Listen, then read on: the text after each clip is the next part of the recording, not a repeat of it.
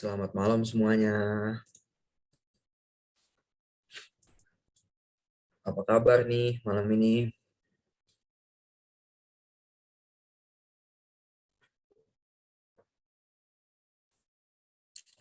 Oke teman-teman, ini udah 7.40 ya.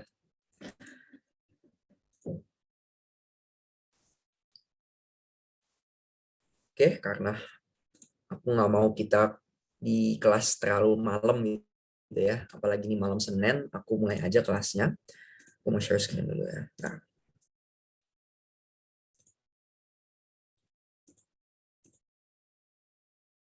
oke, harusnya udah kelihatan lah ya.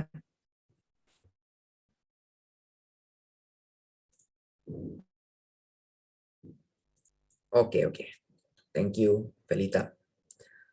Oke, sebelum kita mulai, kayaknya aku harus memperkenalkan diri aku dulu ya. Selamat malam semuanya, perkenalkan nama saya Nicholas Aurelius Karosta.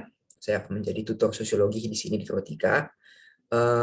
Materi malam ini adalah konflik sosial dan integrasi sosial ya teman-teman. Jadi aku aku mau ngajarin ini, jadi kita dibagi dua ya. Pertama aku mau paparin konflik sosial dulu. Kalau udah dipaparin nanti kita ada sedikit review dan Q&A dikit. Nanti kita lanjut ke integrasi sosial. Kalau bisa kita selesaiin, kita selesaiin. Kita di sini sabi aja ya, Mas.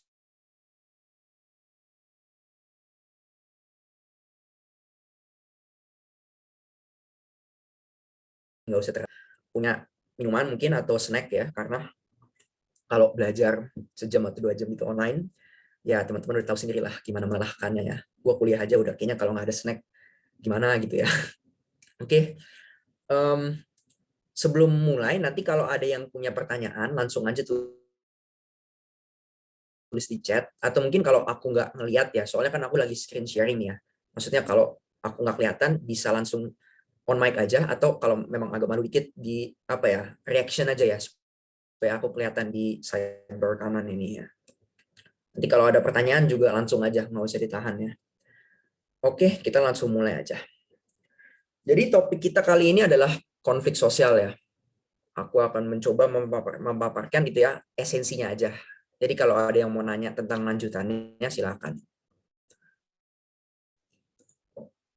Oke. Jadi apa sih itu konflik sosial? Ya. Psikologi itu kan banyak sekali ahli gitu ya, banyak yang bilang A, banyak yang bilang B, banyak yang bilang C. Aku nggak mau maparin semua itu di sini, teman-teman. Kalau kita di sini cuma hafalan, saya rasa teman-teman googling googling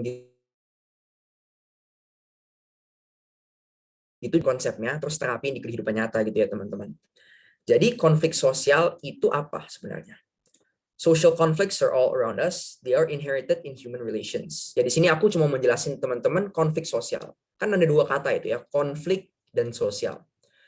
Sosial kita udah tahu lah ya teman-teman. Ini bukan kelas sosiologi yang pertama. Aku nggak mau jelasin terlalu dalam. Pokoknya interaksi manusia itu kan sosial teman-teman. Nah, konflik itu apa sih? Konflik adalah suatu gejala sosial yang senantiasa ada dimanapun. Mungkin kalau teman-teman aku nanya gitu ya, konflik itu apa menurut teman-teman?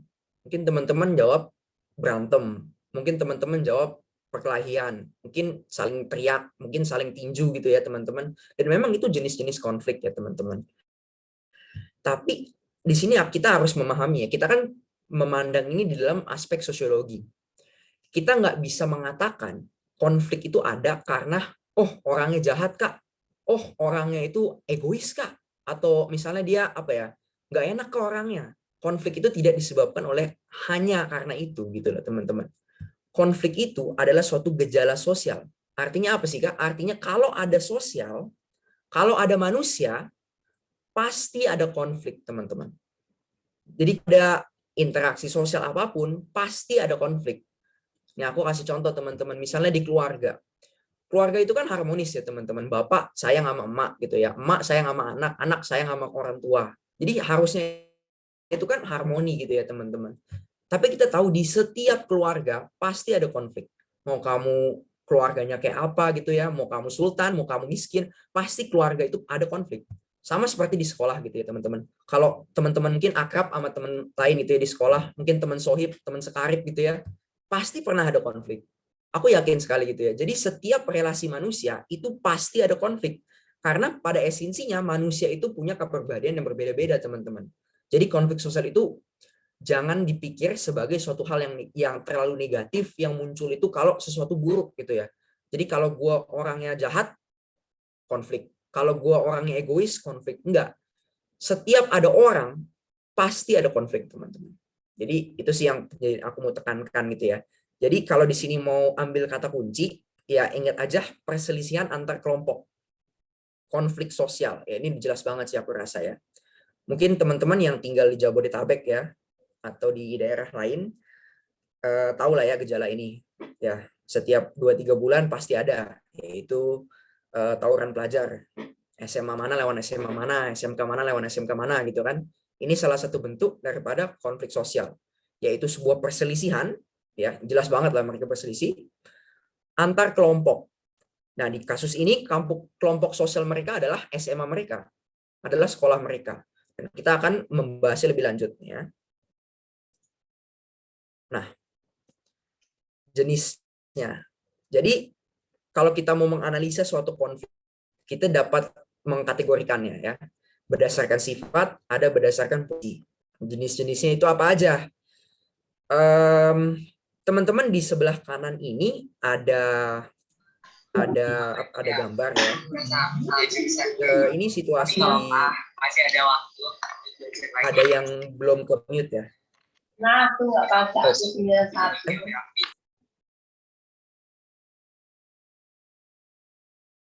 Oke. Thank you. Jadi di sini ada gambar teman-teman. Ini di Mumbai, tepatnya di India.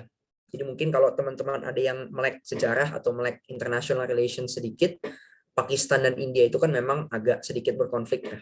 Dan ini adalah suatu kejadian di mana beberapa anggota teroris dari Pakistan datang menuju Mumbai melalui kapal dan dilaksanakan berbagai hal ya, ada pembelaan dan hal-hal lainnya. Ini salah satu bentuk konflik sosial yang destruktif, teman-teman. Jadi kalau kita kita mengkategorikan konflik sosial berdasarkan sifatnya, itu ada dua, destruktif dan konstruktif. Ini udah ya jelas banget lah ya. Destruktif itu mereka berkonflik ya karena mereka nggak mau terima aja gitu loh, nggak toleran. Mereka mau pokoknya gua harus menang. Pokoknya gua harus menang. Gua nggak peduli pihak lawan bagaimana, gua harus menang. Nah itulah pihak destruktif.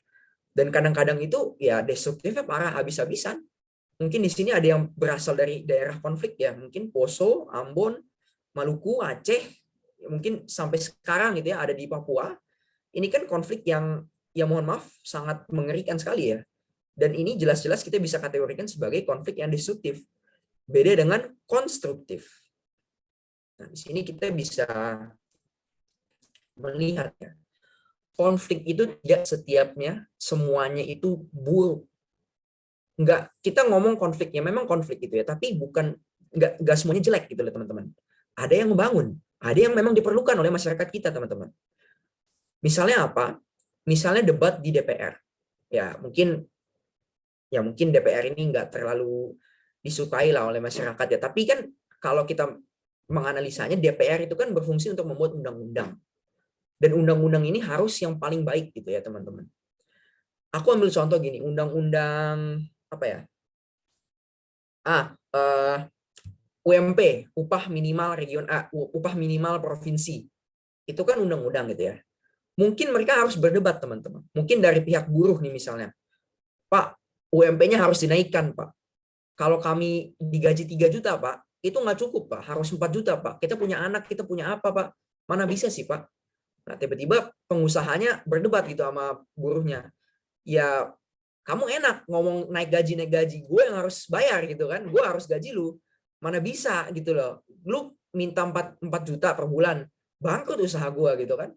Nah, buruhnya kembali berdebat lagi gitu kan. Saya punya anak, saya punya mertua, saya punya istri. Terus gaji saya cuma 4 juta. Bapak bayangin, Pak. Bapak enak, kaya gitu kan. Terus mungkin dari pihak sosiologi mungkin mengatakan bahwa kita harus memutuskannya berdasarkan data. Data sudah jelas gitu kan. Sementara pihak buruh ini kan nggak terima gitu kan. Jadi ketiga kelompok itu, pihak sosiolog, pihak pengusaha, pihak buruh, mereka saling berkonflik teman-teman. Kan ini kelompok-kelompok ya, kelompok sosiolog, kelompok pengusaha, kelompok buruh, dan mereka saling berkonflik. Jadi memang ini suatu konflik sosial, tapi tujuannya itu apa teman-teman? Apakah tujuannya saling membinasakan, saling membunuh? Enggak, tujuannya adalah supaya undang-undang yang dikeluarkan merupakan undang-undang yang menguntungkan masyarakat. Ya kan?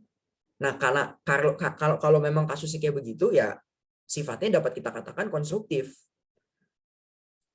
Kita ngelihat sifat ini berdasarkan bagaimana konflik itu akibatnya itu apa gitu kan.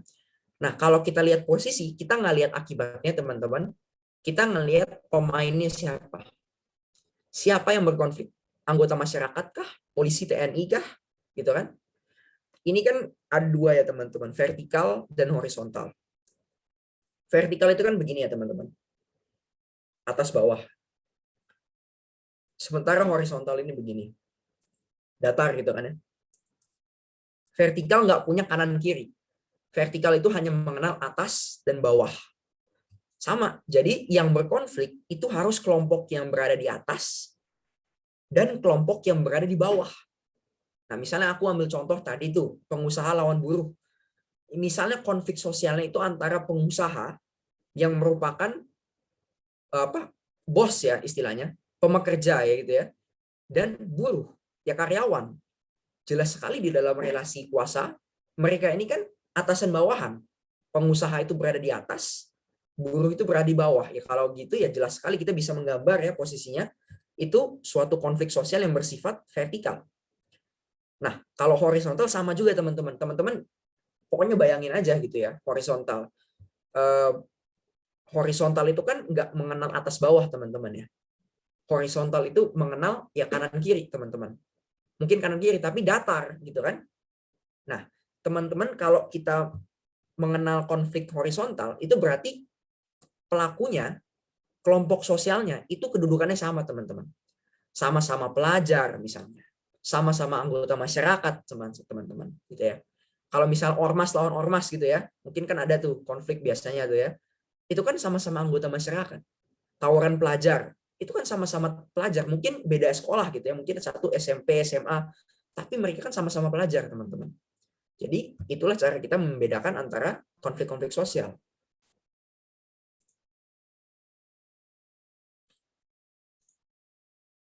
Oke, kita masuk penyebab dan dampak. Penyebabnya apa? Penyebabnya sama seperti penyebab konflik, teman-teman. Kalau yang udah belajar ya, kita memiliki keyakinan dan pendirian yang berbeda. Kita memiliki kebudayaan yang berbeda. Kita memiliki kepentingan yang berbeda. Itu aja, teman. Pokoknya perbedaan aja, itu kata kuncinya. Kalau kita berbeda, kemungkinan besar pasti akan berkonflik. Kenapa sih suami istri itu kan berantem?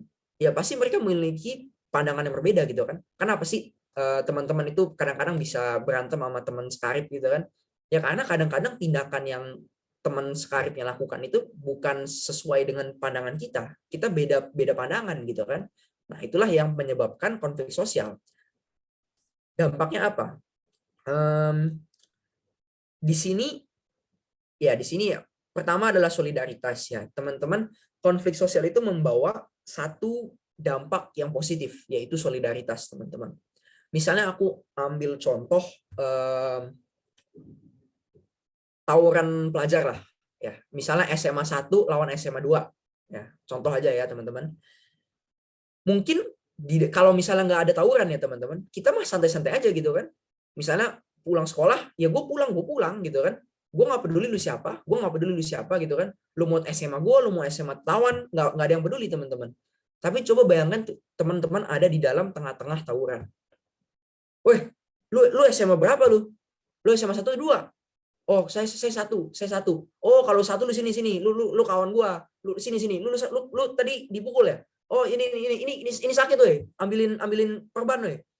Nah, dari yang tadinya mereka nggak saling akrab gitu ya, tiba-tiba jadi solid banget. Tiba-tiba jadi kompak banget, saling perhatian, saling peduli gitu kan. Walaupun dalam secara negatif gitu ya. Tapi ini suatu dampak positif, yaitu solidaritas. Tapi ya harganya apa?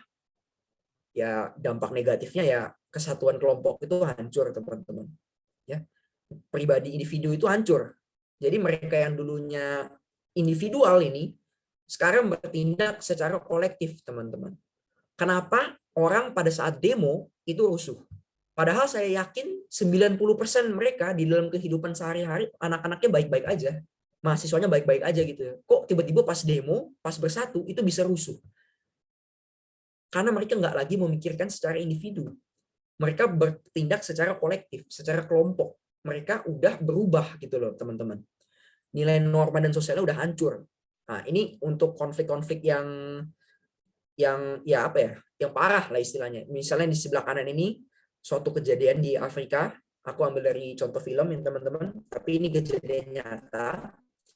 Ini anak-anak ini paling 12-13 tahun teman-teman ya, udah membunuh, udah merampok, udah menjarah, udah memperkosa.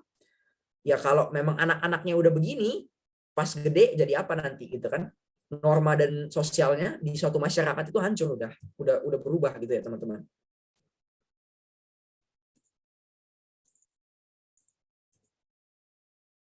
Oke. Mengatasinya bagaimana? Jadi sebenarnya ada berbagai metode. Aku tahu ini apa ya? Metode-metode ini, konsiliasi, mediasi, arbitrasi, pengadilan ini sudah dijelaskan bahkan lebih detail lagi di sesi kemarin ya teman-teman. Kalau ada yang ikut sesi interaksi sosial ya kalau nggak salah, kan ada ini ya konflik ini. Jadi aku nggak mau mendalami lah teman-teman. Intinya ya kalau konflik ini berlanjut itu kan merugikan berbagai pihak. Jadi harus diselesaikan. Kalau bisa diselesaikan kalau bisa diselesaikan secara sendiri ya konsiliasi. Kalau nggak bisa harus ada pihak penengah, mediasi. Kalau nggak bisa ya masuk ke arbitrasi. Atau kalau memang kejahatannya udah parah, pembunuhan gitu, pembacokan, ya masuk ke pengadilan gitu ya teman-teman. Misalnya contohnya di Aceh. Aceh ini kita memakai kita kita memakai mediasi teman-teman ya. Ada pihak ketiga yang itu kita di negara apa ya itu dulu? Saya lupa, maaf, tapi seingat saya Aceh itu nggak bisa diselesaikan secara konsiliasi sehingga ada negara lain yang bertindak sebagai mediator. Swiss ya kalau nggak salah, mungkin mohon koreksi ya kalau salah. Terus dan beberapa anggota GAM ya yang sangat sadis membunuh dan memperkosa itu dulu diadilkan di pengadilan negeri, tapi nggak semua, hanya beberapa doang yang udah ekstrim. Ya, itu Aceh dan Toba Subenaga ini contoh di dunia internasional ya teman-teman. Kalau mungkin di sini nggak ada yang tahu, dia itu seorang penjahat internasional di Afrika, di mana dia memperkosa, dia memutilasi, melaksanakan pembunuhan, genosida, kejahatan terhadap kemanusiaan, crimes against humanity, dan dia ditangkap dan diadili di ICC, International Criminal Court di Den Haag, Belanda. Ini contoh bahwa kalau memang konfliknya itu sudah terlalu parah, teman-teman, yang nggak ada pilihan lain, kita harus tangkap, kita harus penjarakan, kita harus bunuh gitu, kita harus vonis mati gitu. Itulah memang ya, konflik sosial yang udah terlalu parah. Oke, kita udah setengah jalan nih teman-teman. Jadi seluruh materi konflik sosial ini udah selesai dipaparkan. Nanti ini habis ini ada contoh kasus, aku akan tampilkan beberapa kasus dan aku harap kita bisa menganalisanya sama-sama gitu teman-teman, supaya kita bisa praktekkan lah ilmu yang udah didapatkan gitu ya. Sebelum aku masuk contoh kasusnya nih ya, ada yang mau nanya nggak dulu sampai sini nih?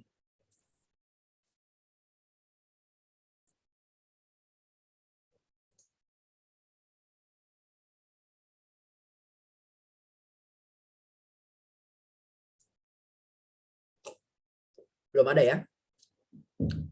Oke, sip. Thank you. Thank you konfirmasinya. Memang kayaknya sosiologi ini gimana ya? Sekilas ini memang gampang gitu kan, tapi pas duduk di bangku ujian kok jadi susah gitu ya tiba-tiba. Memang begitu sih pengalaman aku. Oke, kita masuk contoh kasus. Nanti aku akan kasih gambar, beberapa gambar. Aku kasih sedikit backstory-nya gitu, penjelasannya. Aku nanti minta teman-teman untuk menganalisanya gitu ya. Apakah ini konfliknya destruktif atau positif atau konstruktif gitu ya, apakah vertikal, horizontal, dampaknya bagaimana dan apa namanya penyelesaiannya bagaimana nanti teman-teman. Nah, oh ini menarik nih teman-teman ya, ini menarik. Mungkin kalau yang nggak bisa baca, mungkin kekecilan, ini Gojek dilarang masuk area ini, Satuan Ojek Rajawati. Nah, teman-teman mungkin di sini ada yang pernah nggak sih manggil Gojek itu atau Grab ya, terus tiba-tiba disamperin sama opang gitu, ojek pangkalan mungkin. Jadi mungkin yang pernah, mantap, mantap. Ya, yes, ini merupakan salah satu contoh konflik sosial yang sangat klasik teman-teman. Betul, sangat meresahkan. Jadi ya mungkin bagi yang tidak tahu atau yang selalu mesennya Gokar gitu ya, pas dulu mungkin ya, mungkin sekarang agak sedikit mereda. Dulu itu pas Gojek baru launching, Gojek ini kan sebenarnya mematikan ojek pangkalan ya. Ojek pangkalan yang dulunya dapat kerjaan sekarang kan nganggur gitu ya. Nah, para ojek pangkalan ini jadi apa ya? Jadi terganggu lah istilahnya gitu. Jadi mereka membentuk suatu komunitas, misalnya di sini ya, Satuan Ojek Rajawati, mereka buat satu-satu kesatuan dan mereka buat kesepakatan. Setiap kali mereka melihat ada Gojek gitu ya, mereka usir. Itu kesepakatan mereka. Kenapa? Karena menurut mereka Gojek itu ngambil pendapatan mereka, mengambil kehidupan mereka. Yang tadinya daerah mereka tuh sekarang menjadi daerahnya Gojek karena nggak ada lagi yang pakai ojek pangkalan kan. Iyalah kan Gojek lebih gampang gitu kan, lu mau pesen makanan nggak gampang gitu kan, lu mau pesen go bike gitu, go bike sih maksudnya, lu mau pesen Gojek gitu kan tarifnya udah jelas, safety-nya saya rasa udah nggak bisa dibandingin lah, memang jauh lebih aman Gojek gitu kan. Jadi siapa yang mau pakai ojek pangkalan?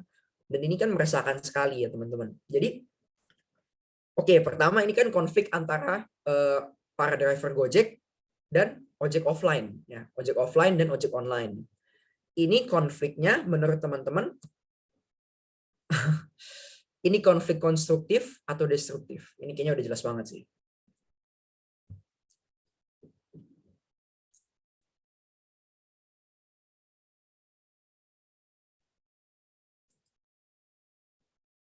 Ada yang mau berpendapat?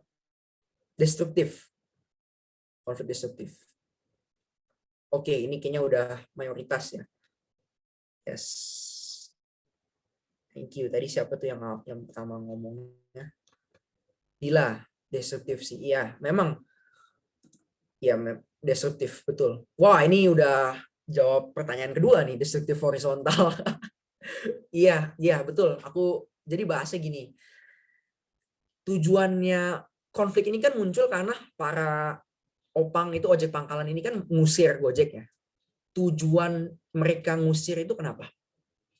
Untuk wilayah mereka itu bebas daripada ojek online gitu kan, supaya mereka bisa ngambil penumpang ojek online. Apakah mereka mempentingkan kepentingan para driver Gojek yang juga mencari nafkah? Enggak gitu kan, mereka nggak mau tahu gitu kan. Apakah mereka mementingkan hak dan keputusan daripada si pelanggan? Si pelanggan kan boleh pilih, dia mau pilih Gojek apa mau pilih opang. Apakah dia pertimbangkan kan? Enggak kan, dia bodoh amat gitu kan, yang penting ini wilayah gua mau berkuasa di sini gitu kan. Dia itu nggak peduli sama sekali teman-teman, dan ini sangat destruktif. Dan terbukti ya teman-teman, kalau teman-teman ngikutin update berita, banyak sekali yang dipukul, dan ya ini kan sudah masuk pidana sebenarnya. Saya sendiri juga pernah tuh nggak ada angin, nggak ada kabar, datang bawa helm, bak, ojek gue dipukul gitu kan.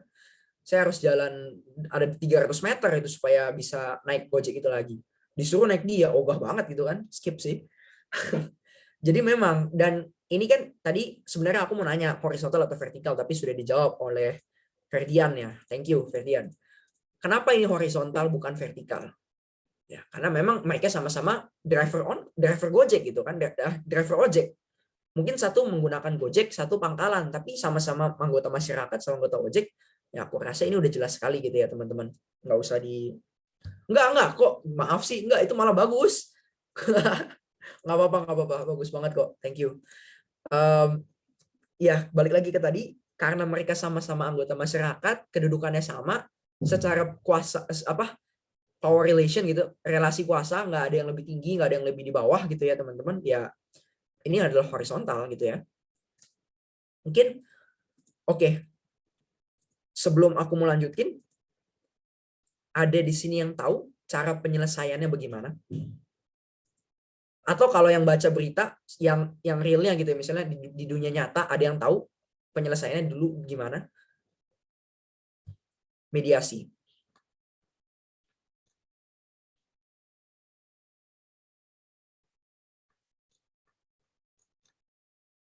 Siap. Gila, ini jawaban Dila lengkap banget. Top, mantap. Wis, apa tuh? Adjukasi.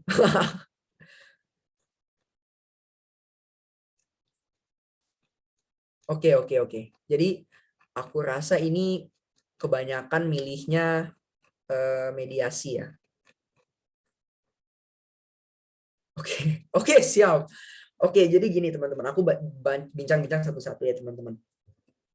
Jadi ada yang dimediasi, tapi sangat sedikit teman-teman.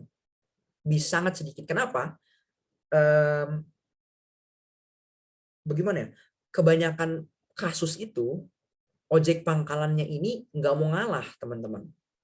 Mediasi itu kan suatu fenomena ketika kedua belah pihak itu ada kompromi gitu ya, ada jalan tengah. Harus ada yang kalah sedikit gitu kan, dua-duanya kalah sedikit untuk mencapai jalan tengah ini teman-teman. Dan kebanyakan itu nggak mau, tapi ada teman-teman, ada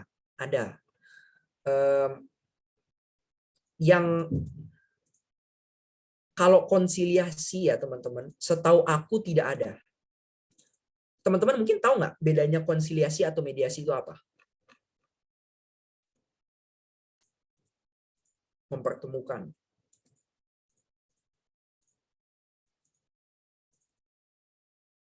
Mediasi pakai pihak ketiga. Yes, betul sekali, betul sekali. Setahu aku belum pernah ada inisiatif lah ya istilahnya dari pihak Gojek ketemu langsung ke ojek pangkalan atau ojek pangkalan ketemu langsung ke Gojek yang berhasil ya teman-teman. Kalau inisiatif sih udah pernah. Gojek itu sering datang ke ojek pangkalan minta izin gitu istilahnya, tapi sepemahaman saya selalu didampingi oleh mediator yaitu polisi atau tokoh lokal setempat. Ya. Iya betul sekali. Thank you, Funggi ya. Jadi biasanya ini konflik ini diselesaikan secara mediasi. Dan betul kata Dila ya, yang dipukul, yang didorong, yang kadang-kadang bahkan digebukin loh teman-teman sampai masuk rumah sakit, itu mau nggak mau lapor polisi. Dan itu harus dituntaskan secara pidana. Itu yang masuknya pengadilan. Oke ya, kita lanjut. Untuk contoh kasus kedua. Yes, ini dia. Mungkin yang di DKI Jakarta tahu ya, ini demo buruh gitu ya, teman-teman. Aku kasih sedikit backstory dulu ya, teman-teman. Jadi buruh ini kan kita, kalau teman-teman tahu, Indonesia ini kan sedang menetapkan upah minimum regional untuk tahun ini ya, teman-teman. Untuk tahun depan, untuk 2022. Biasanya itu ada kenaikan ya, teman-teman. Sementara tahun depan itu pemerintah sudah menetapkan bahwa tidak ada kenaikan upah di hampir semua wilayah gitu ya. Di sini buruh itu nggak terima, dia datang ke Balai Kota DKI Jakarta, dia demo di depan. Kami menuntut bahwa UMP tahun depan itu dinaikin. Kita nggak bisa tinggal dengan gaji 4 juta sekian, harus dinaikkan gitu ya. Dan di sini setelah para pihaknya ini demo, Bapak Gubernur DKI Jakarta, Pak Anies, dan beberapa anggota pemerintah lainnya keluar dan berdiskusi dan berdialog dengan mereka gitu. Ini fotonya. Untuk permasalahan ini secara spesifik itu ya. Ini kira-kira konflik tipe apa? Apakah destruktif dan wah, oke, udah mulai jawab nih ya.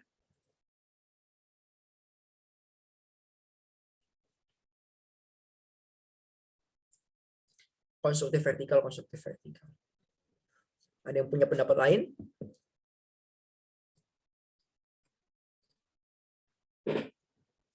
Oke. Jadi memang ini langsung dibahas aja. Yes, betul. Konstruktif vertikal. Kenapa konstruktif? Walaupun kita tahu demo itu kan banyak yang ribut ya. Tapi kalau kita bicara kasus spesifik ini teman-teman, puji Tuhan tidak ada keributan, tidak ada dorong-dorongan antara polisi dan massa gitu ya. Yes, betul. Demonya ini damai, teman-teman. Pendapatnya disampaikan, aspirasinya disampaikan. Dan puji Tuhan sekali ya, pemerintahannya mendengar Pak Anies itu sebagai perwakilan keluar dan berdialog gitu kan.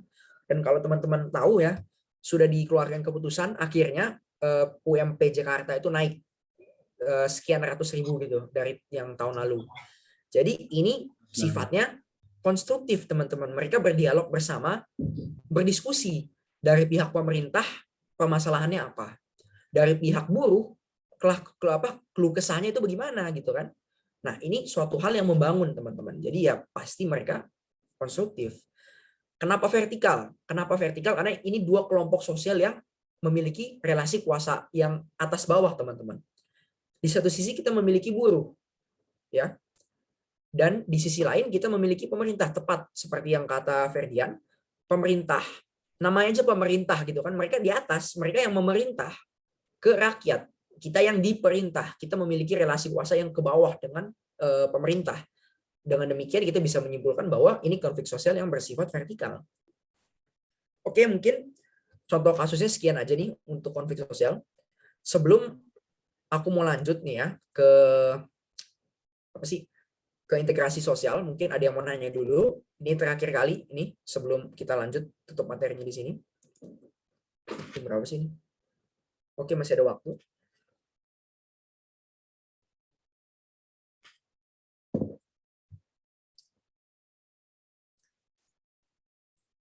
Oke ya, kalau nggak ada, aku hitung mulai dari 5. 5, 4, 3, 2, 1. Oke. Oh ini ada deh. Konflik harus selalu kelompok sama kelompok. Konflik enggak.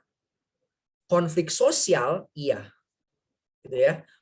Konflik itu enggak. Konflik sosial iya. Ya. Jadi kalau kita bicara konflik doang, iya bisa. Tapi kalau konflik sosial enggak. Karena sosial itu menuntut adanya kelompok.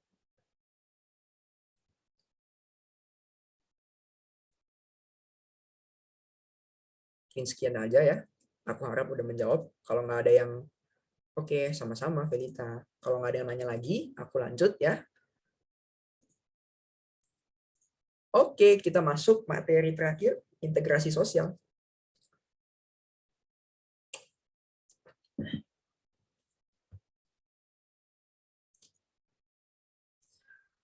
Apa itu integrasi sosial?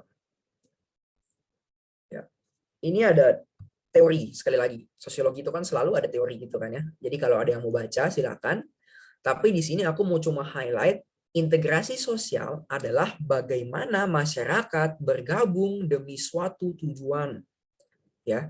Mungkin ada yang pernah dengar, together we stand, divided we fall. Kalau kita bersatu, ya otomatis kita jadi lebih kuat. Makanya buruh buat serikat buruh. Makanya pekerja buat serikat pekerja, supaya posisi mereka lebih kuat. Gitu ya.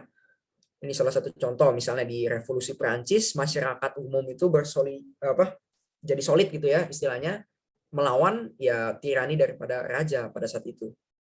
Yes, betul sekali. Bersatu kita teguh, bercerai kita berantakan. Nah, kita masuk sedikit teorinya. Jadi secara umum ada berbagai jenis integrasi. Banyak banget sih sebenarnya. Kalau kita ngikutin teori A, ada banyak. B, banyak gitu. Aku ngomongnya umum aja gitu ya. Ada asimilasi, ada akulturasi, ada multikulturis. Teman-teman, aku sadar ini juga udah ini semua udah dijelasin di materinya integrasi sosial ya. Interaksi sosial beberapa minggu yang lalu. Jadi aku nggak mau ngebahasnya terlalu dalam. Aku cuma kasih contoh aja ya. Asimilasi, pencaburan budaya hingga ada budaya baru. Misalnya teman-teman misalnya bagaimana Islam bisa datang ke Indonesia, teman-teman. Kan dulu ini kerajaan Hindu ya, teman-teman. Ya itulah. Maksudnya kan ada pedagang-pedagang dari berbagai daerah, termasuk dari Arab gitu yang datang menyebarkan agama Islam. Dan di dalam prosesnya kita menemukan, kita menciptakan suatu budaya baru teman-teman ya. Misalnya wayang, budaya apa namanya? Budaya bahasa Inggrisnya shadow puppet ya, suatu apa boneka yang dimainkan di atas cahaya, itu kan budaya Hindu sebenarnya, budaya India tepatnya gitu kan, tapi kita integrasikan dengan cerita-cerita Islam, kita ceritakan dengan naratif Muslim, dan itu kan suatu budaya baru teman-temannya.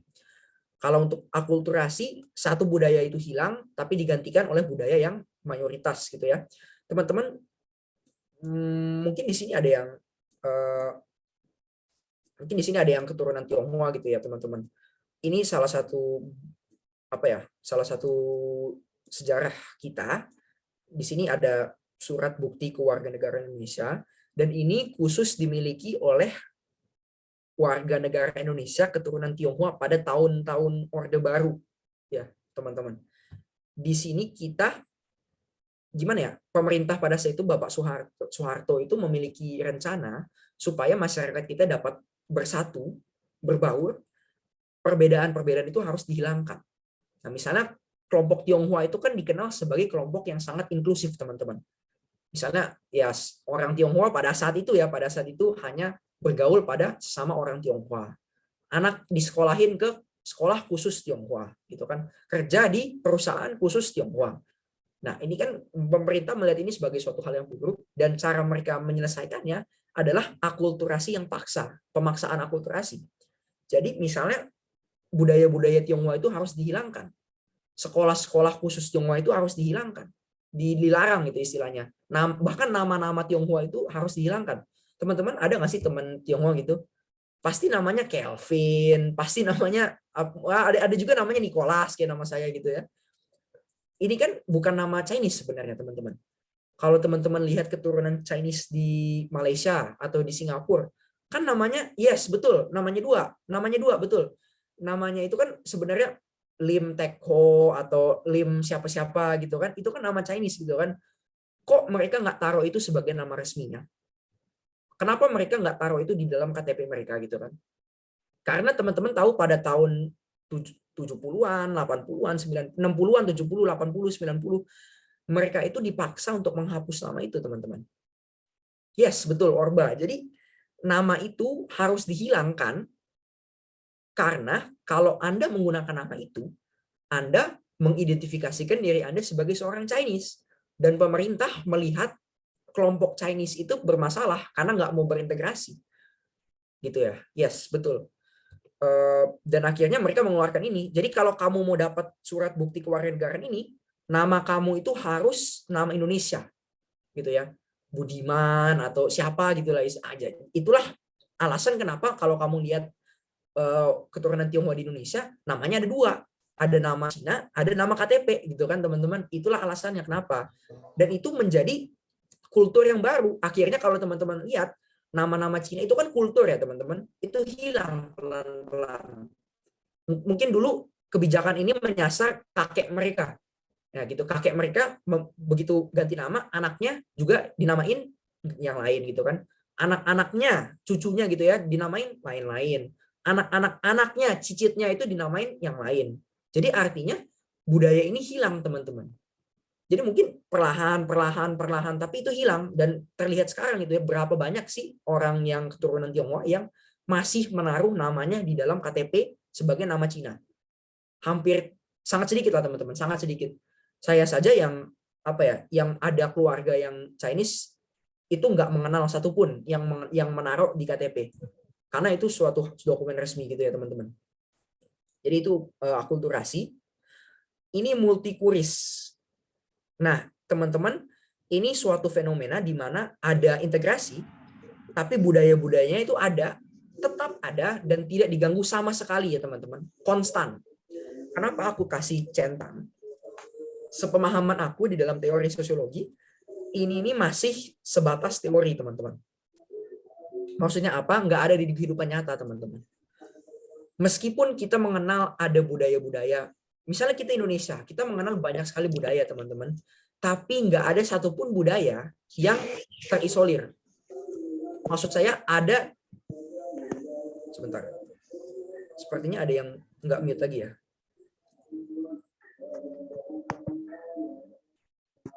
Bisa tolong di mute dulu. Oke, udah ya? Belum ya? Oke, thank you so much. Jadi kembali lagi, Indonesia itu kan banyak sekali suku, banyak sekali budaya. Kak, Indonesia itu kan contoh, ada dong multikultural di dunia ini, tetapi kita di sini menganggapnya nggak tetap. Maksudnya mereka ini memiliki pengaruh, teman-teman. Gitu ya. Jadi budaya Jawa misalnya, budaya Jawa itu kan sudah dipengaruhi oleh Barat misalnya. Misalnya budaya Sunda, kan ada perkawinan silang gitu ya, teman-teman. Itu kan ada pengaruh. Kalau masyarakatnya tidak terpengaruh, oke, kita bisa ngomong multikulturis, tapi faktanya adalah budaya-budaya ini udah ada interaksi sosial dengan satu sama lain, sehingga budaya mereka itu sudah berubah di dalam satu contoh atau enggak yang lain gitu ya, teman-teman. Misalnya budaya Jawa, kita kan tahu itu ya, teman-teman, kalau ada orang tua, lebih tua gitu ya, teman-teman, kita harus nunduk. Bahkan kalau kita nggak kenal, seharusnya ya, teman-teman, kalau kita nggak kenal pun kita harusnya nunduk, teman-teman.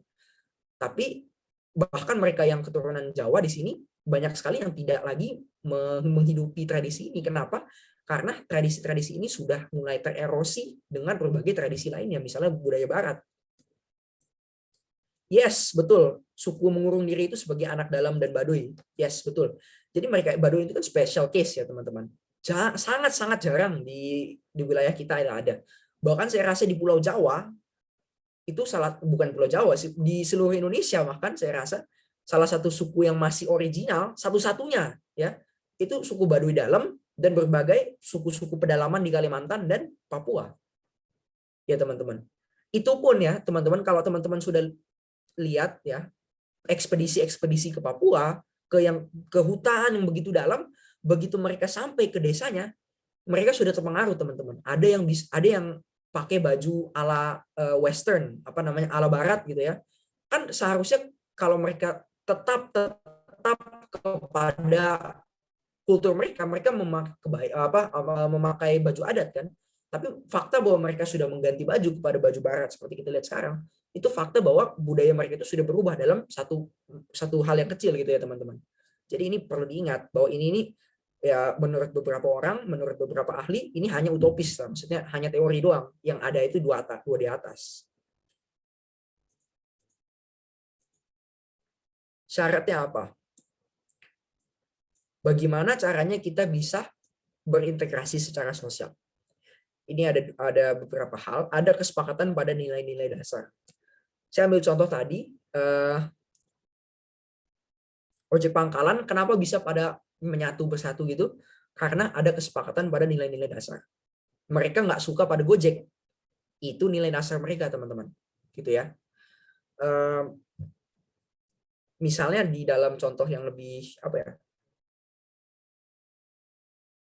lebih luas di dalam Indonesia. Kenapa Indonesia, negara yang bisa kita katakan sangat penuh dengan perbedaan, bisa bersatu? Mungkin wilayah Papua itu dimenangkan melalui peperangan gitu ya. Mungkin Timor Leste itu melalui peperangan. Tapi kenapa wilayah Jawa nih misalnya, kita ngomong Jawa aja, kenapa kita bisa bersatu? Padahal perbedaan ya Tuhan banyak sekali gitu kan. Kamu pindah provinsi itu sudah beda bahasa, teman-teman. Teman-teman mulai dari Serang nih, Banten, teman-teman ke Jakarta itu udah beda bahasa. Kok bisa kita bersatu? Karena kita ada kesepakatan pada nilai-nilai dasar, teman-teman. Dasar-dasar kita itu sama. Apa? Menurut para ahli negara, ya Pancasila. Kita semua percaya pada Pancasila gitu kan. Orang Serang nih. Gimana kabarnya di Serang? Ya, tapi memang begitu ya, teman-teman. Jadi, kalau kita sepakat pada nilai-nilai dasar, kemungkinan besar kita bisa berintegrasi. Ya. Lalu ada juga syarat-syarat, ada keanggotaan ganda. Kak, maksudnya apa sih, Kak? Misalnya tadi ya ada dua kelompok yang berbeda gitu ya. Misalnya ada kelompok kelompok pengusaha dan kelompok buruh tani. Ini kan dua kelompok yang sangat berbeda, teman-teman ya. Satu bekerja keras, kemungkinan besar mohon maaf mengatakan, tapi ekonominya kurang baik gitu ya. Hidup berkecukupan lah, saya ngomong begitu ya. Lalu ada satu yang pengusaha itu orang ya bisa katakan nyaman gitu ya, enak, hidupnya enak gitu kan. Kenapa pada saat peperangan 1945 kedua belah pihak ini dapat bersatu melawan penjajah? Karena ada kesepakatan pada nilai-nilai dasar, jelas sekali. Nggak ada yang suka dijajah. Bahkan dalam pengusaha pun mereka nggak suka sebenarnya sama orang Belanda. Kenapa? Orang Belanda itu sangat diskriminatif di dalam artian kalau lu orang Indonesia, walaupun lu kaya, gue nggak mau ngelayanin lu, gitu kan? Dan ada loyalitas ganda, ada loyalitas ganda. Misalnya yang paling gampang Grab dan Gojek lah, Grab dan Gojek. Kenapa sih kita memiliki apa? Kalau teman-teman tahu ada komunitas driver online, gitu ya. Dan ini gabungan daripada Grab dan Gojek. Kenapa kita nggak membuat komunitas Grab dan komunitas Gojek? Padahal ini kan kedua musuhan nih, rival gitu kan secara ekonomi. Kenapa kita memiliki satu? Kenapa? Karena ada loyalitas ganda, teman-teman. Jadi ada orang yang punya akun Grab, ada juga yang punya Gojek, teman-teman. Dua akun di dalam satu orang yang sama, teman-teman. Ini kan ada keanggotaan ganda. Kenapa mereka melakukannya? Karena mereka mau dapat orderan lebih banyak gitu ya, teman-teman. Jadi karena ada keanggotaan ganda ini, maka otomatis ada jembatan di antara kedua kelompok ini, teman-teman. Itu dapat memicu integrasi sosial dan akhirnya terjadi, yaitu terbentuknya grup komunitas driver online, bukan Grab dan Gojek. Ya, teman-teman. Ada loyalitas ganda. Ini sebenarnya sama aja sih, ya. Maksudnya ada keanggotaan ganda sama ada loyalitas ganda itu sama aja. Cuman loyalitas itu belum tentu anggota. Maksudnya ada driver Grab yang temenan sama banyak driver Gojek. Dia bukan driver Gojek, dia nggak punya akun driver Gojek. Tapi karena dia berteman dengan berbagai driver Gojek, dia memiliki loyalitas juga terhadap driver-driver Gojek. Gitu ya, teman-teman. Jadi loyalitas, jadi keanggotaan ini kan kamu harus jadi anggota. Ya, dua anggota berbeda pada satu orang yang sama. Tapi kalau loyalitas, kamu hanya anggota satu saja, tapi loyalitas kamu itu juga connecting sama kelompok sebelah, teman-teman.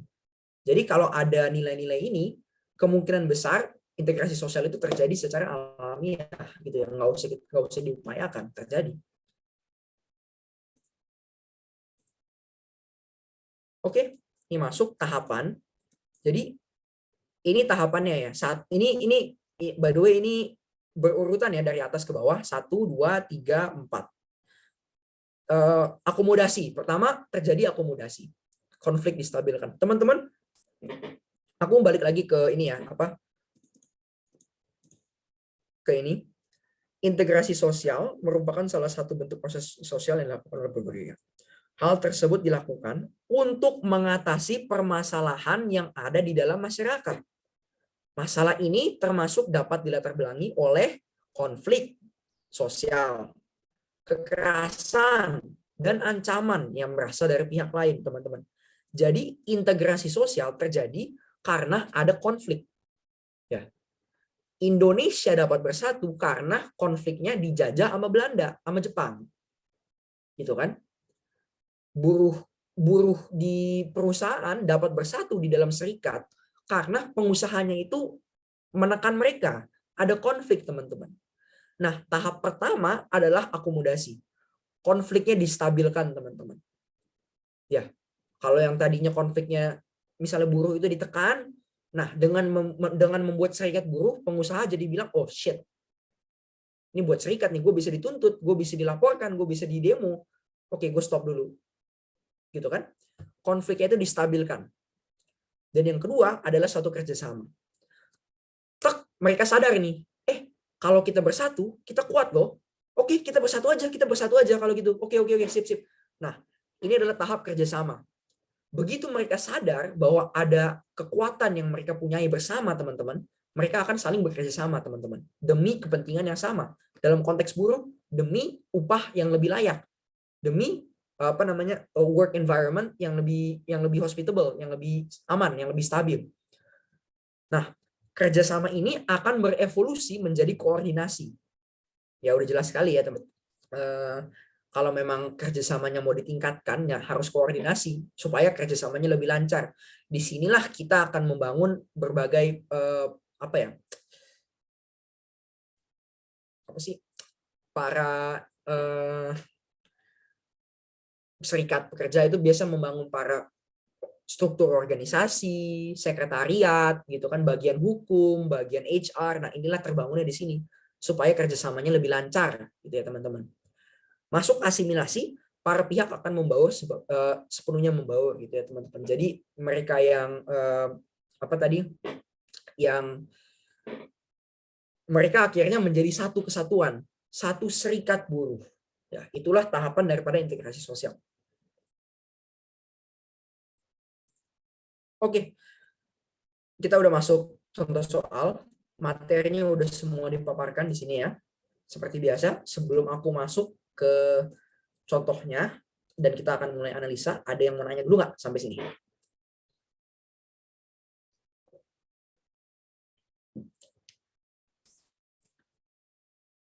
Udah jam 8.30 ya? Nggak bisa lama-lama nih. Karena udah jam 8.30 aku nggak bisa terlalu lama-lama. Aku yakin juga teman-teman kalau udah 1 jam lebih, pembelajarannya juga nggak akan efektif teman-teman. Aman, oke, aman ya. Kalau aman kita akan lanjut. Thank you konfirmasinya, Rico. Oke, di sini ada contoh soal video ya. Teman-teman silakan amati di akhir video, atau mungkin saya skip sedikit ya soalnya. Enggak, tadi kita mulai 40, jadi aman sih ya. Aku akan play videonya, jadi teman-teman tolong perhatikan dengan seksama. Nanti kita akan berdiskusi setelah videonya dimainkan.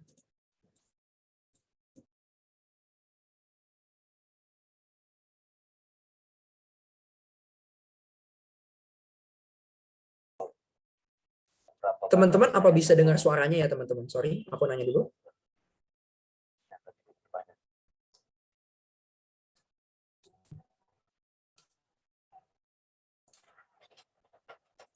Oke, aku lanjutkan kalau gitu.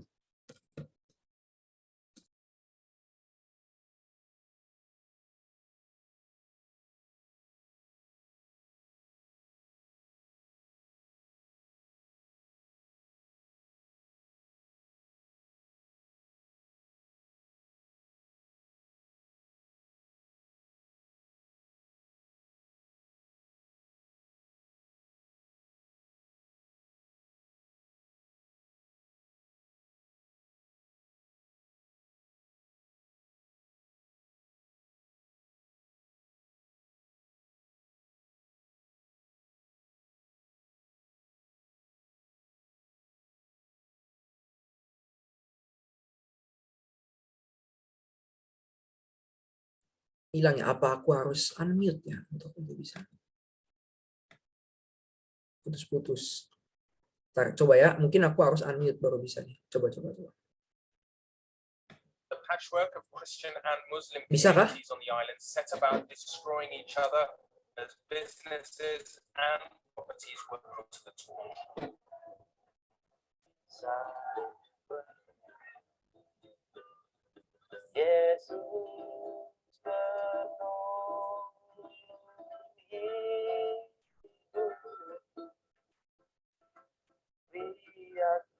Tempat kita saat itu kita beranggap kalau ini adalah perang suci. Kita membela agama dan membela tempat tinggal kita. Saya membunuh mereka saat itu dengan menggunakan senjata rakitan, menembak mereka dalam jarak yang sangat dekat. Mempertontonkan mayat lawan itu seperti membuat itu semakin kuat, semakin menggebu-gebu masuk dalam pertempuran. Kita cukup sadis. Kalau saya sendiri masuk dengan dendam. Saya punya dendam yang cukup kuat. Saudara sepupu saya juga ketembak mati di tempat.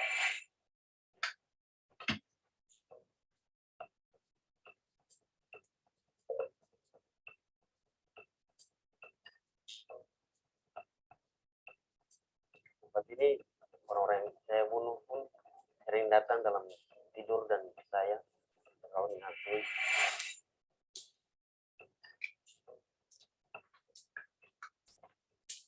Perjalanan kita daerah Muslim itu cuma kurang lebih cuma ada sekitar berapa kilo aja dari Talaki ke Said. Stres. Nggak bebas. Jangan di tempat itu, situ lagi. Bisa nggak kita melanggar Islam?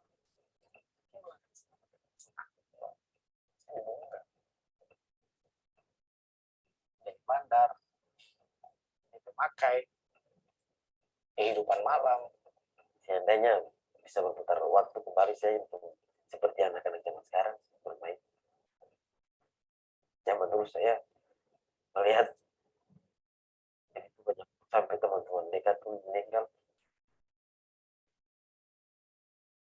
Yang saya lihat hanya darah dan mayat dan rumah yang terbakar. Sekarang masa kecil yang bahagia untuk saya.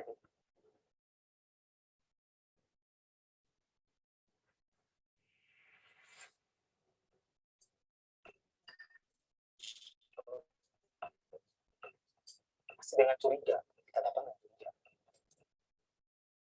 Kita mulai dengan lirik-lirik aja, nantinya nggak berani tegur kok. Muslim dan dia pemimpin dari pasukan jihad ini. Di situ kita hampir berantem dan hampir saling bunuh di situ. Untung cepat panitianya langsung melalai dan bereda.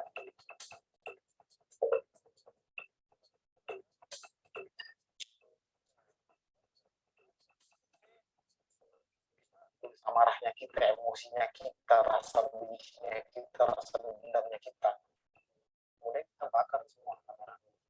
Sebenarnya saya paling benci sama orang Kristen karena mereka sepupu saya mati ditembak depan saya. Kita bercerita kalau di orang Kristen itu isunya kayak gini, di Islam juga bercerita isunya kayak gini, padahal kok isunya sama. Nah kita juga sama-sama tidak tahu.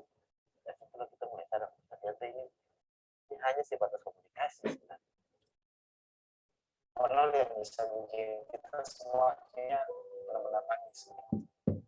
Hal cuma bisa bangkit dan bilang, saya kamu selesai. Buru udah tuh, mewah udah semua. Nangis. Udah saya kamu semua. Kan kita bilang kamu semua itu saudara. Bikin kamu bete yang ada di muka. Sampai bikin kamu ketung yang tungkan di muka. Kamu kekatulan ketung yang ada di muka kamu. Hendak kutusuri dengan nafas di mancung hidungmu. Mengapa kau putar muka, saudara? Hendak kurata. Karena saya basicnya dance, saya ajak kawan-kawan untuk menari dan mengajak kawan-kawan untuk melukis, baca puisi. Dengan berkarya kita tunjukkan ke mereka kalau ya oke. Sesuai dengan apa yang katakan kita merusak ampun. Sekarang kita ingin membangun.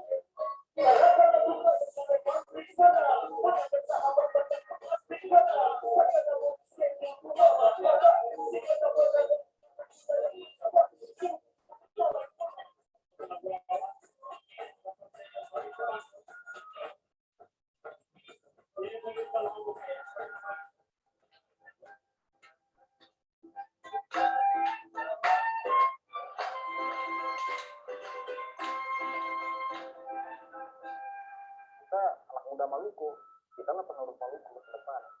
Konflik Maluku itu tidak ada kalah atau menang, karena kita banyak yang mati, ya. Kita banyak yang juga rumah-rumah kita banyak yang terbakar, sama juga dengan mungkin sama yang Kristen. Justru kita ini adalah imbas dari entahlah siapa yang punya perbuatan yang kita, pada akhirnya kita yang kena imbas. Harapan mungkin semua titik mati ada di generasi kita aja, biarkan generasi kita merasakan itu, dan ya mungkin dengan menceritakan kisah kita mungkin orang di luar sana menonton dan kita mengambil hikmah dari apa yang kita rasakan di sini. Oke teman-teman. Sorry tadi di awal-awal agak sedikit error ya katanya audionya. Tapi aku harap teman-teman bisa nangkep inti dari videonya. Ini aku kasih backstory sedikit. Ini konflik teman-teman, suatu konflik sosial yang terjadi di Ambon, nah, di Maluku, di mana aku nggak mau ngomongin pemicunya ya teman-teman, soalnya sampai hari ini masih banyak yang simpang siur lah tentang pemicunya, tapi kita tahu bahwa apa yang terjadi, kelompok sosial Kristen, kelompok sosial Muslim itu saling membunuh, saling membakar, saling membinasakan ya teman-teman. Salah satu konflik yang paling mengerikan lah di Indonesia ya teman-teman. Tapi di sini kita bisa melihat bagaimana konflik ini perlahan-lahan selesai, bagaimana masyarakat yang awalnya saling musuhan dapat kembali hidup berdampingan teman-teman. Nah, aku nggak mau bahas sisi konfliknya, aku mau bahas integrasinya. Bagaimana kelompok sosial masyarakat yang terpecah belah ini dapat kembali bersatu, ya teman-teman. Gimana ya? Mungkin teman-teman, kalau aku tanya tipenya, mungkin teman-teman tahu. Aku balik lagi dulu sebentar.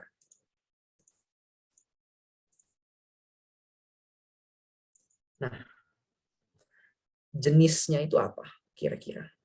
Nah, ini teman-teman, ini kan contoh-contoh yang budaya ya teman-teman.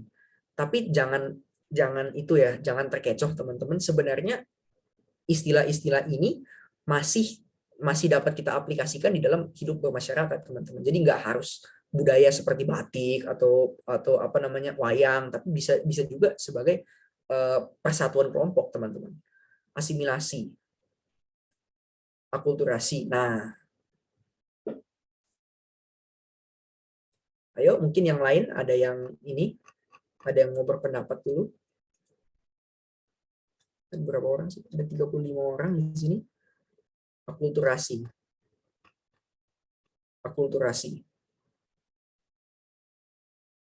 Jadi kalau memang ya aku sadar lah kalau kita melihat secara budaya, memang yang Kristen nggak dipindahin ke Muslim, yang Muslim juga nggak pindah agama jadi Kristen gitu ya teman-teman. Jadi budaya masih ada. Tapi dalam konteks ini budaya ini apa ya? Budaya yang ada itu kan pembunuhan ya teman-teman. Budaya yang ada itu saling membacok. Kristen benci sama Muslim. Muslim benci sama Kristen, teman-teman. Ini kan budaya yang ada gitu, teman-teman. Tetapi melalui pihak pemerintah, didatangkannya ABRI, didatangkannya polisi, dan melalui berbagai mediasi seperti yang dilakukan oleh BBC di sini, terjadi pencampuran budaya, teman-teman. Ya, jadi jawaban tepatnya kalau di sini itu adalah akulturasi. Budaya yang membunuh, budaya yang membinasakan itu diganti 100% teman-teman, 100% diganti oleh budaya lain, yaitu budaya toleransi, budaya saling peduli, dan budaya saling menerima teman-teman. Seperti yang tadi. Ya, memang agak sulit, tapi aku bisa kasih tips di sini, jangan fix kepada budaya. Ya, budaya ini kan kalau aku tahu banget nih teman-teman, kalau aku ngomong budaya, teman-teman pikirnya apa ya? Pasti Jawa gitu kan, pasti batik gitu kan, motif batik atau apa gitu. Akulturasi, asimilasi, dan multikulturasi ini pikirnya aja sebagai sifat orang lah. Kalau di konteks integrasi sosial gitu, sifat orang ini bisa kita pergunakan dengan asimilasi, akulturasi, dan multikulturasi gitu. Jadi dalam konteks ini, sifat orang yang membunuh, membacok, memperkosa gitu kan, itu dihilangkan oleh budaya menerima, budaya toleransi, dan budaya saling peduli gitu teman-teman. Nah, syarat gitu ya teman-teman. Nah, betul, pas banget aku ngomongin syarat di sini teman-teman. Kira-kira apa yang membuat integrasi sosial yang kali ini nih berhasil? Dari antara 3 ini teman-teman syaratnya, bagaimana integrasi sosialnya dapat dibentuk? Clue-nya itu ya menurut pengakuan mereka, apa yang mereka lakukan pada saat dipertemukan. Itu clue-nya deh teman-teman. Kesepakatan nilai dasar. Oke, kesepakatan. Oke, di sini mayoritas menjawab kesepakatan. Ada yang lain, ada yang berpendapat lain. Nah, bagi yang ngejawab kesepakatan, coba itu agak sedikit elaborasi dikit. Kenapa kesepakatan gitu? Apa nilai-nilai dasarnya gitu kan? Bagi yang merasa lain, aku buka ya, by the way, belum tentu kesepakatan nih.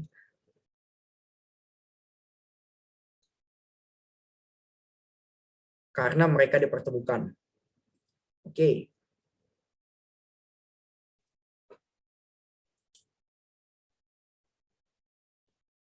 Ya, teman-teman. Jadi di sini mereka itu kan sebenarnya kelompok yang sangat terisolir ya, teman-teman. Kita di sini kan di dimanapun kita nggak peduli lu Muslim, lu Kristen, lu Hindu, lu ateis pun sekalipun, kalau lu nggak gimana-gimana ya kita nggak peduli kan, teman-teman. Kita kan hidupnya gini-gini aja. Tapi di dalam kelompok mereka, teman-teman, mereka sangat inklusif. Muslim itu punya lingkungannya sendiri. Kalau ada Muslim yang keluar, seperti yang pengakuan orang tersebut, dibunuh. Kristen punya lingkungan sendiri. Kalau keluar dari wilayah itu, dibunuh, teman-teman. Kristen nggak boleh berteman dengan Muslim. Muslim juga menjauhi Kristen gitu kan. Nah, ketika mereka dipertemukan, teman-teman, seperti yang sudah dijelaskan di dalam video itu, mereka dapat berdialog. Memang awalnya seperti yang itu ya, mereka hampir bunuh-bunuhan, teman-teman. Jadi sepahaman aku, pas mereka dipertemukan, itu mereka hampir bacok-bacokan lagi. Untung panitianya tadi itu menengahi gitu ya. Tapi ketika mereka bisa berdialog, ketika mereka mengungkapkan kenapa mereka melakukannya gitu ya, teman-teman. Ternyata nilai-nilainya itu sama, teman-teman. Semuanya itu dendam. Semuanya itu benci. Semuanya itu merasa nggak adil. Misalnya tadi, kenapa orang Kristen bunuh orang Muslim? Oh, karena kakak saya dibunuh oleh Muslim. Kenapa orang Muslim dibunuh oleh Kristen? Oh, karena ayah saya dibunuh oleh Kristen. Nah, kan sebenarnya sama, teman-teman. Mereka memiliki nilai-nilai ini, teman-teman. Nilai-nilai bahwa mereka ini ternyata di apa ya? Ini suatu hal yang kesalahpahaman gitu loh, teman-teman. Mereka merasa bahwa mereka itu benar gitu ya. Tapi begitu dipertemukan dengan pihak lawan, mereka sadar bahwa mereka ini sebenarnya sama. Kristen, Muslim sama gitu loh. Jadi buat apa mereka bertengkar gitu kan? Nah, betul, kalau dalam kasus ini adalah suatu kesepakatan pada nilai-nilai dasar. Aku rasa nggak ada ya, ada keanggotaan ganda. Mana ada sih ya orang Muslim tapi Kristen di saat yang bersamaan. Loyalitas ganda juga pada saat itu ya, teman-teman. Pada saat itu sangat jarang gitu. Jadi aku rasa yang paling tepat di sini adalah kesepakatan. Akomodasi, kerjasama, koordinasi, dan asimilasi. Ya, seperti yang sudah dipaparkan ya, akomodasi itu pada saat TNI diterjunkan. Nah, mungkin di sini ada yang bapaknya pernah bertugas di sana di wilayah itu ya. Itu suatu konflik yang susah didamaikan, jujur. Karena mereka apa ya? Masyarakat itu cerdas, teman-teman. Mereka buat bom rakitan, senjata rakitan. Kalau ada polisi yang datang, bukannya respect gitu, bukannya hormat, ditanya, kamu Kristen atau Muslim gitu loh. Kalau dia ngaku Muslim, ditembak sama Kristen. Kalau dia ngaku Muslim, kalau dia ngaku Kristen, ditembak sama Muslim gitu kan. Jadi cukup sulit, tapi puji Tuhan terlaksana, dan ini dilaksanakan oleh gabungan ya, teman-teman. Pemerintah melakukan 80% kerjaannya, dan yang lain-lainnya ada mix, ada mediasi, dan ada juga konsolidasi seperti yang sudah diajarkan sebelumnya ya, konflik sosial. Nah, untuk kerjasama ya, teman-teman, sekali konfliknya itu dihentikan, mereka ini kan sebenarnya saudara, teman-teman. Satu kota, Ambon gitu kan, pemerintahannya pemerintah kota Ambon. Mereka harus bersatu, mau nggak mau, teman-teman, untuk kerjasama. Siapa yang bisa, misalnya gini, teman-teman, Anda kerja di suatu klinik rumah sakit, tiba-tiba ada pasien Muslim yang pakai hijab datang. Apakah bisa kamu menolak untuk melayani orang tersebut? Kan nggak bisa, teman-teman, gitu ya. Jadi kalau memang kota ini mau berfungsi, ya mau nggak mau harus ada kerjasama, dan akhirnya terbentuk gitu kan. Nah, lalu koordinasi terbentuk gitu ya. Jadi ada seperti yang itu grup BBC tadi, ada grup counseling khusus yang supaya mereka ini nggak lagi bertengkar gitu ya, bisa damai dan asimilasi, yaitu semua kota Ambon itu akhirnya berbaur, dan akhirnya sampai saat ini kalau kamu tanya, mereka nggak akan lagi nanya kamu Muslim atau Kristen, mereka bilang saya Ambon, kita adalah satu kota Ambon. Mungkin di sini ada yang dari Ambon nggak ya? Jadi itulah konflik yang diselesaikan gitu ya, dan akhirnya karena konflik ini sudah selesai, teman-teman, terjadilah suatu integrasi sosial. Integrasi sosial ini membentuk kelompok masyarakat apa? Kelompok masyarakat Ambon. Gitu ya, teman-teman. Oke. Sudah selesai untuk materi ini. Sebelum saya akhiri, mungkin ada yang mau nanya dulu.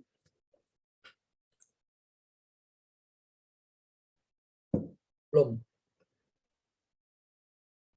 Oke, masih aman ya? Kalau masih aman, maka mulai lagi. Sabar. Congratulations. Yeay. Terima kasih semuanya sudah datang hari ini. Astaga. Ya Tuhan. Aduh, sorry. Ini harusnya di awal. Aku tadi belum perkenalkan diri aku dengan super jelas ya teman-teman. Nama aku Nicholas. Aku mahasiswa Fakultas Hukum di Universitas Gadjah Mada. Aku lagi menempuh program IUP, International Undergraduate Program of Law di UGM. Sorry teman-teman, harusnya ini di awal. Aku agak editing. Oke teman-teman, itu materinya. Kalau ada yang mau nanya, kalau ada yang merasa kurang jelas, silakan ditanyakan. Ini ada nomor WA, ada email, ada juga ID line, teman-teman. Kalau sama aku sebenarnya enak, bebas ya teman-teman. Maksudnya mau nanya tentang materi apapun, selama dalam rumpun sosiologi, atau mungkin nanya yang lain juga nggak apa-apa sih sebenarnya. Asal masih masuk akal ya. Kalau nanya berat badanku atau lokasi tinggalku ya aku nggak akan kasih ya teman-teman. Aku juga punya persyaratan jangan dikontak pada jam jahanam aja ya teman-teman. Jangan sampai jam 2, jam 3 pagi, aku bangun, ngeliat HP, Kak, bantuin kerjain soal dong. Nah, itu sorry ya, Kak. Mungkin di jam-jam yang biasa aja gitu ya, teman-teman. Oke, mungkin sekian. Kalau ada yang mau nanya, silakan sekali ya, teman-teman, untuk kontak nomor yang sudah disediakan. Sebelum aku menutup nih, ini udah jam berapa sih? Ini juga, udah melebihi sekali ini ya. Sorry ya, teman-teman, kalau udah lama banget. Sebelum aku tutup, teman-teman, ada yang mau nanya dulu nggak? Sebenarnya karena ini udah selesai ya teman-teman, mungkin aku bebasin aja nih. Ada yang nggak usah on topic sih, nggak usah tentang sosiologi juga bebas. Ada yang mau nanya mungkin? Untuk sekarang nggak ada Kak.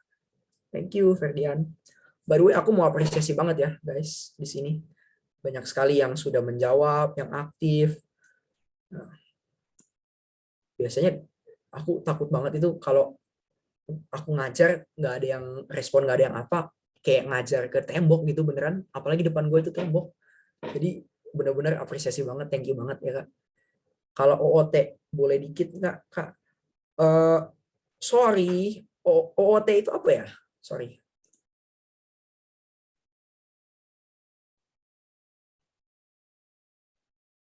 Out of topic. Oh, gas. Kak. Oke, sorry. Aku memang nggak terlalu paham lah bahasa kayak begituan. Boleh gas nggak apa-apa, asal jangan yang agak ngawur aja seperti ya berat badan dan itu yang lain-lain ya. Kak, kesan pesan jadi anak UGM. Oh. Oh ya teman-teman, di sini kebanyakan anak SMA ya. Mungkin materi ini sering keluar di UTBK. Baru siapa tuh tadi ya? Felita, tunggu bentar ya, aku mau ngejawab ini dulu. Untuk yang UTBK, ya, sepengetahuan aku, materi ini keluar aspek teorinya, teman-teman. Jadi, kalau teman-teman lihat, aku kan tadi maparinnya sangat itu ya, praktikal ya. Karena itu aku gitu loh, aku itu suka banget sosiologi. Kalau kita bisa koneksiin sama dunia nyata, teman-teman. Kalau gue belajar teori doang seharian, sorry, agak enak gitu gue gitu. Jadi aku ngomongnya sebegitu. Jadi teman-teman, aku sangat mengencourage kalian untuk mendalami sisi teorinya aja gitu ya. Misalnya nama-nama ilmuwan atau nama-nama teori gitu ya. Sebenarnya kalau materi ini nggak terlalu banyak sih, dikit banget sih. Tapi aku encourage teman-teman untuk belajar itunya aja gitu ya. Karena setahu aku UTBK itu nggak akan seteknikal aku. Cetek lah istilahnya, cuma sekedar ya misalnya sebutkan proses integrasi sosial gitu doang gitu, nggak sedalam aku gitu, nggak akan ada kasus-kasus kayak begini gitu. Yes betul Ferdian, teori UGM ada rencana kuliah offline, sudah ada Arvin, Jadi UGM itu udah offline kalau kamu ada kelas praktek. Jadi kalau misalnya kamu anak teknik tuh, kamu sering datang ke kampus. Kalau anak yang nggak ada prakteknya, nggak ada sih. Januari nanti katanya ada ya teman-teman, tapi aku nggak tahu. Kamu mahasiswa UGM juga, Afin? Kayaknya teknis sekali pertanyaannya. Kemarin masuk UGM nilainya. Aduh, aku nggak, sorry, aku nggak terlalu hafal nilai. Ini nilai itu ya. Teman-teman aku itu kan masuknya jalur IUP, jadi aku nggak memperhitungkan nilai, teman-teman. Itu ujian langsung itu ya, teman-teman. Dan ujian itu nggak dikasih tahu nilainya berapa. Mungkin teman-teman taunya utul ya, apa? Ya ujian mandirinya UGM lah istilahnya. Jadi aku seingat aku itu nggak dikasih tahu. Jadi aku nggak bisa kasih tahu sih nilainya berapa. Sorry sekali. Oke, tadi balik lagi ke Verita dulu ya. Kesan pesan jadi anak UGM. Maksudnya apa nih? Kesan. Kalau kesan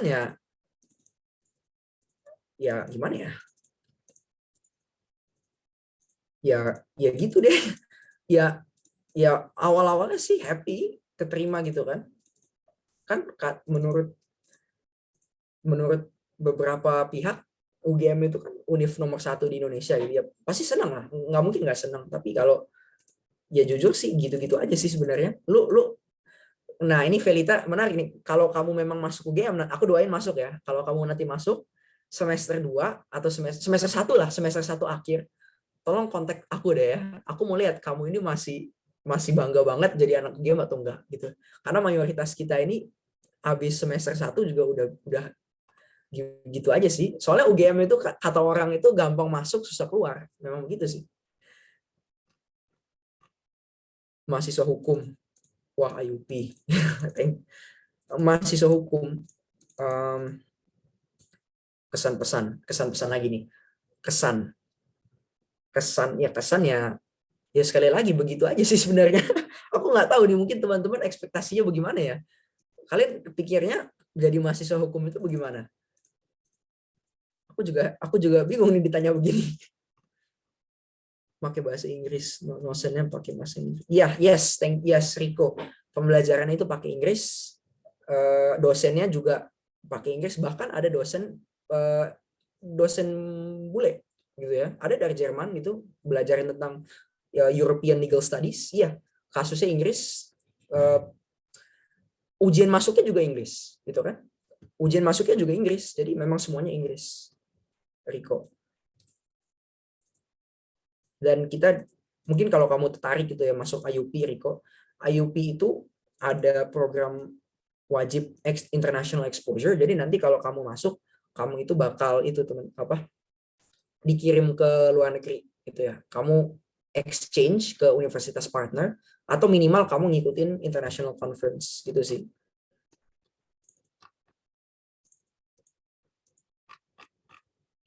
Tadi oke, teman-teman. By the way, ini kalau ada yang mau leave, ini kayaknya diskusinya sangat sangat personal ya. Jadi kalau kalau ada yang mau leave silakan ya. Aku nggak mau tahan. Arvin masih SMA Kak. Oke, siap Vin. Siap-siap ya kalau memang beberapa tahun lagi atau bulan lagi kamu mau masuk kuliah. Oke nih, masih ada yang mau nanya nggak sebelum aku close juga?